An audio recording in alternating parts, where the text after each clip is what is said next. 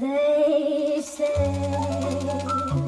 into your early life, romance can. At the beginning of this year, I went to IFFR, the International Film Festival Rotterdam in the Netherlands, which is one of my favorite festivals I ever got to visit.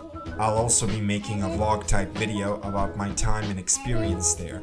This video, on the other hand, is going to be about the films I got to see. I was there for 2 weeks and I saw a lot of films, some good, some not so good, and some hidden gems. One of the last days at the festival, I went to the world premiere of Parasite, the black and white version.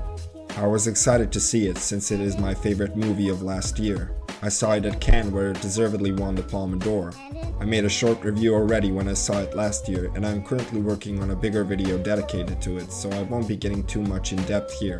I want to speak about this version, which is the same exact movie. There are no extra scenes or changes except for the black and white filter. Joon-ho was also present at the screening, after which he did a Q&A with the audience, which was really cool because he was in the middle of his promotional tour for Parasite right before the Oscars. He spoke about his love of black and white cinema and its timeless qualities. I really appreciated the time he took out to talk to the audience.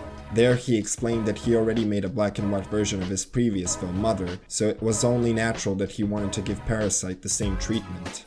Watching the black and white version is a bit of a different experience, because while you're watching it, it so brilliantly focuses your attention on the subject matter and the incredible power of the actors. After watching this version, I definitely noticed how much black and white helps actors. It really gives them much needed credit. Not to say the colored version doesn't, but here the background seems to be less important and you get to read between the lines and appreciate the film more somehow. I don't know how or why, but that is the effect it had on me. It also plays into the world of the film quite well because of the obvious differences between the rich and the poor. The black and white truly reinforces that idea of disparity between the classes. It makes the world clash even more visually than before. The transfer from color to black and white was done perfectly, and it paid off because it made me fall in love with the film more, even though I thought that can't be possible since I've seen it about 10 times already. This is definitely a great service to all of the die-hard Bong Joon-ho fans out there. It is a great collector's item which never ruins the experience of the original, it just gives it more context. It is not something a regular moviegoer would go for, and I understand that black and white is pretty hard sell to the average audience member. That's why I think the colored version has an advantage. But if you love black and white movies or you're a fan of Parasite, I think this version would make you into an even bigger fan. It is a film designed specifically for cinephiles to enjoy, so have fun. First Love is a Japanese film directed by the great Takashi Miike. I saw it at a packed screening and had a total blast throughout. I was curious to see it after reading some reviews, and I have to agree with them. I don't have the biggest knowledge when it comes to action films. Most of the time they're pretty bad, so I tried to stay away from them. But I do keep an eye on what action flicks are getting buzz from critics so I can have an enjoyable experience. First Love is pure cinema from start to finish. It manages to present its story and its characters in such a creative way. It never reinvents the wheel, but Takashi manages to put its own creative twist to it. I love the way action was handled in this movie. Whenever you see action in big blockbusters, it never looks realistic, and it never surprises me.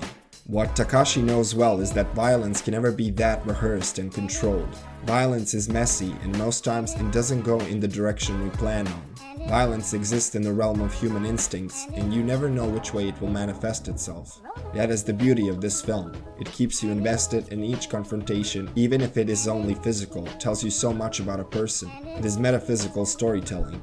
The screenplay is very well written, and it made people cry with laughter. I loved its approach to comedy, because it came from the characters which are very well realized.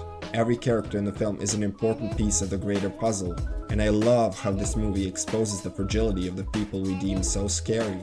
In order for the mafia to work and excel in its undertaking, it requires great sacrifices from the people that are a part of it. On the other hand, the reality of the mafia is that it also has a lot of broken and deceptive parts, and once they're in action, it is very easy for the entire system to implode. Another thing I liked about the film is its perspective on love. We follow the main character, an arrogant boxer diagnosed with a deadly tumor, who gets into a situation way over his head. Here, Takashi offers him a chance to redeem himself and discover, as one character in the film says, the greatest virtue in life, humanity. I also couldn't help but be reminded of another great Japanese film dealing with the same issues, Kurosawa's humanist epic Ikiru, in which a desolate man who, after discovering he's going to die from cancer, is forced to reflect on his carelessness and find his humanity.